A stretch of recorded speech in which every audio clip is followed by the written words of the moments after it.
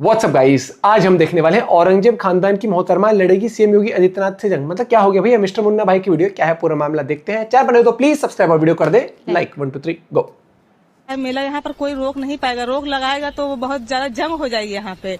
हमारे बचपन से, मेरे पापा के बचपन से यहाँ पर मेला लग रहा है।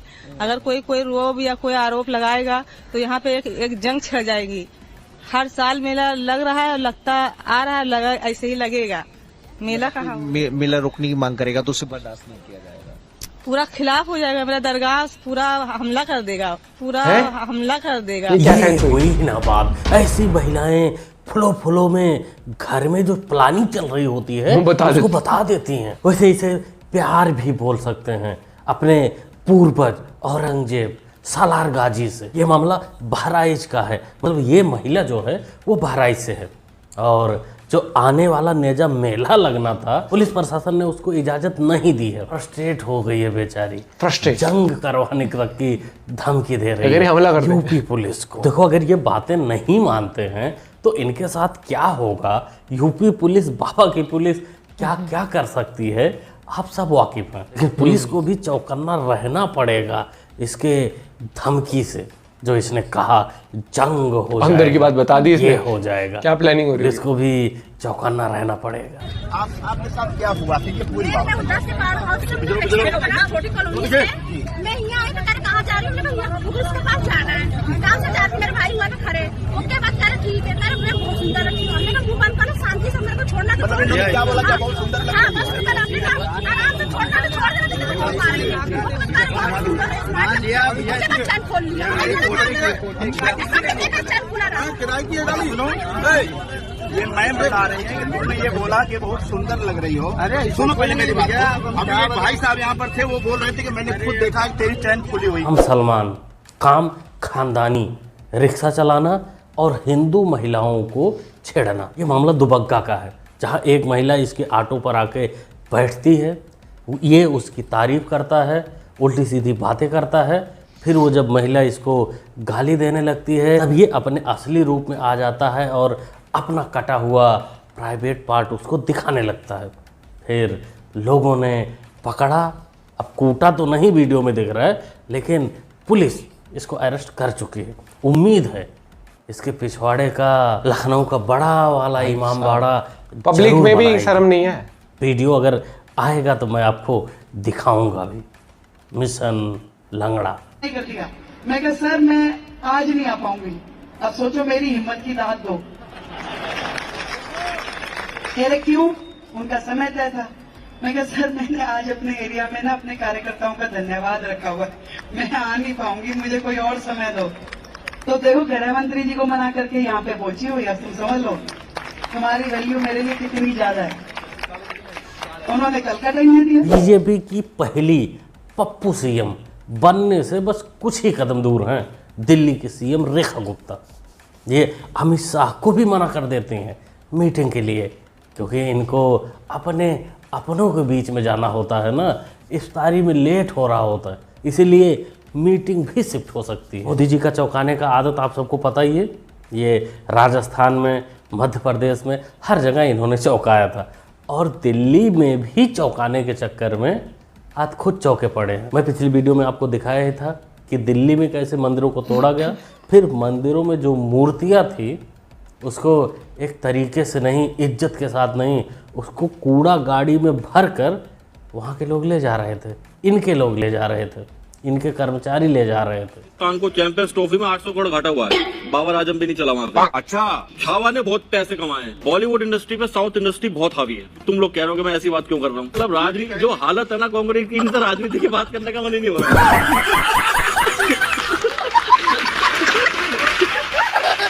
एकदम से माइंड में आया अगर शोले पार्ट 2 बनी तो एक बार को उसमें तो ठाकुर साहब के हाथ आ जाएंगे। खत्म।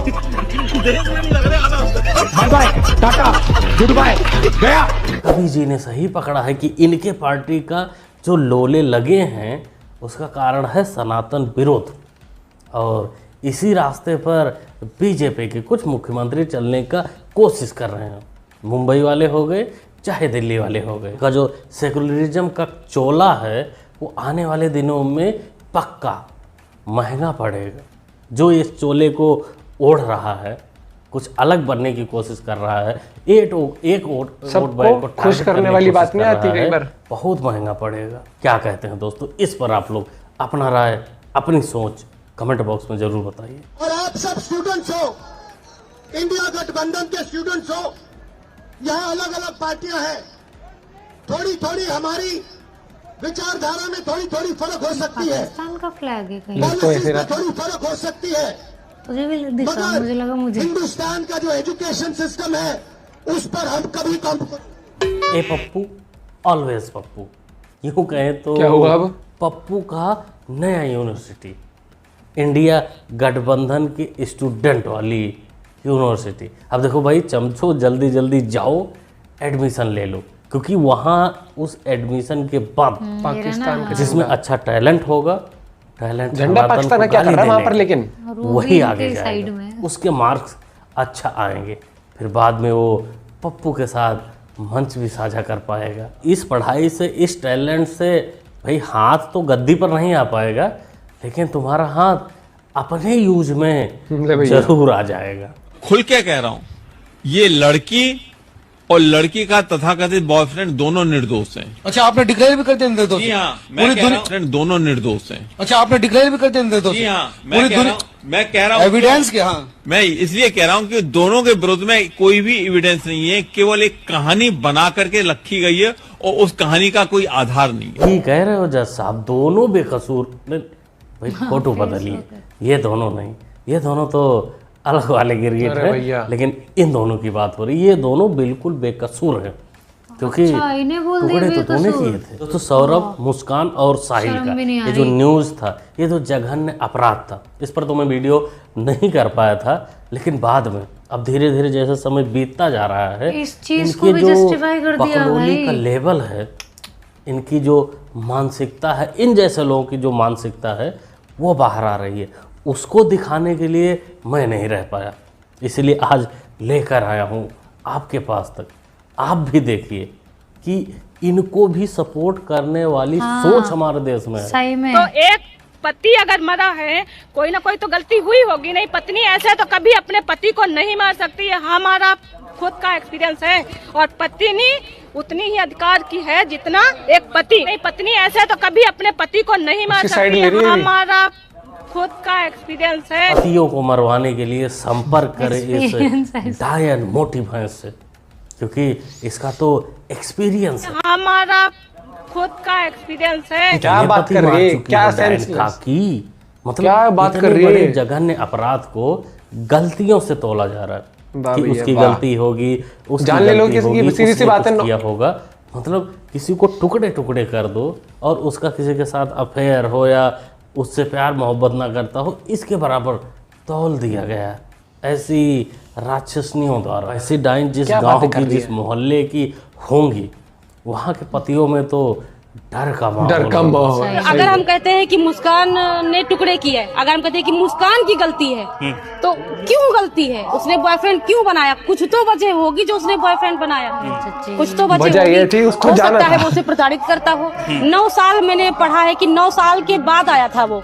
9 साल बहुत होते हैं, 9 साल बहुत होते हैं। 9 साल के बाद आया था, क्यों आया 9 साल के बाद? अगर बीबी यहाँ छोड़ के गया तो लगातार उसे आना चाहिए। हो सकता है वो अकेली थी तो उसने कोई बॉयफ्रेंड बना लिया। इनका कि 9 साल उसके शादी का हुआ था, उसका 5 साल का बच्चा भी था। लगता है मोदी जी डायन समाज को पढ़ने लिखने की आजादी नहीं देते क्या? बाकी ये डायन कह रही है कि कुछ तो वजह होगा। अरे डायन, कुछ भी वजह हो, चाहे मुस्कान के 10 बॉयफ्रेंड हो, कोई निपटाने की थोड़ी बात हो जाए, सौरभ के कुछ भी हो, उसकी गर्लफ्रेंड रही हो, या जो भी अफेयर हो, लेकिन किसी को इतना अधिकार किसने दे दिया कि उसके टुकड़े करके ड्रम में डाल दो? उसका पति था, लेकिन वो किसी का बेटा भी तो था। लगता है तुम डायन समाज में मानवता, रिश्ता, इन सब की कोई अहमियत नहीं है। मुस्कान ने अपने पति सौरभ को मारने के बाद जिस दुकान से ड्रम को खरीदा था, अब हम मेरठ की उसी मार्केट में पहुंचे हैं। इस मार्केट का नाम जैद मार्केट है। क्या नाम है आपका?